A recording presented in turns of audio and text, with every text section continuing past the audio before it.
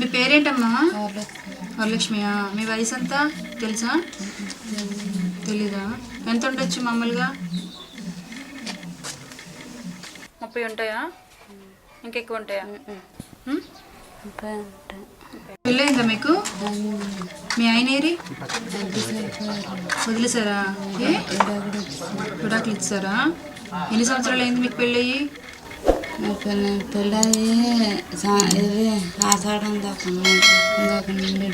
అంటే ఎన్ని నెలలు? నెల రోజులు ఉన్నారు.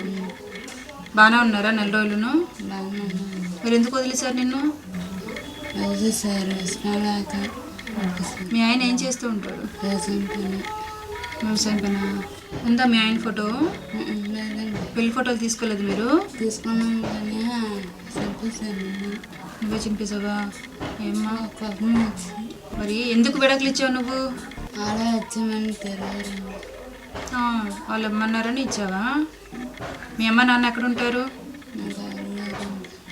నీ పెళ్లి టైంలో మీ అమ్మ నాన్న ఉన్నారా? ఉన్నారు. నాకు అదేండి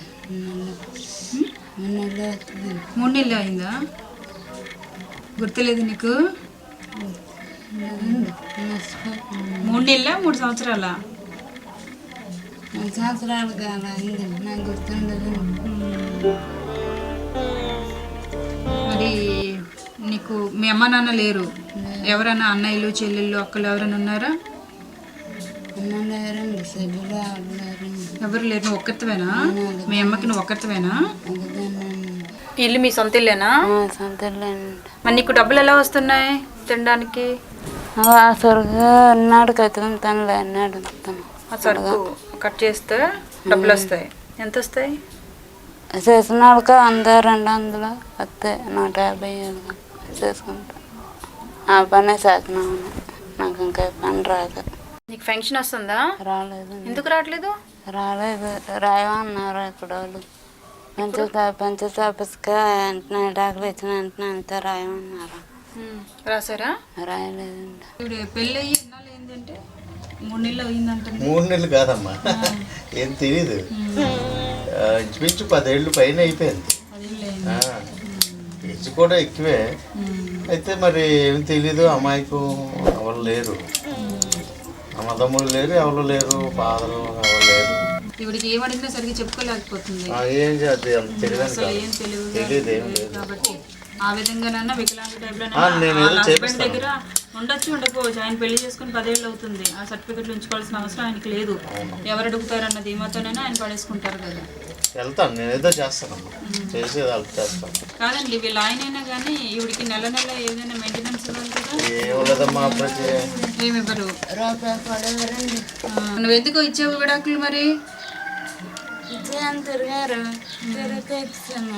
తిరిగి ఇచ్చావు, మరి కట్నమైనా అడగాలి కదా.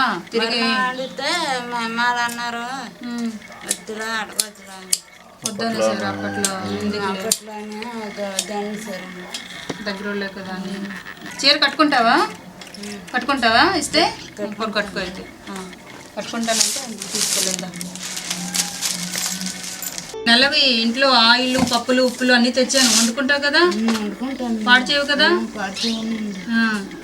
ఇంత తీసుకో.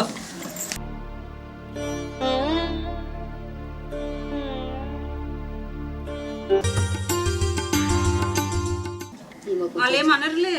ఎందుకు అలా చూస్తాం? ఉంచుకో. వంట చేసుకో. అర్థమైందా? భోజనం చేయు. నీకు 2 నెలల వరకు నాకు తెలిసి సరిపోతాయి. సరేనా?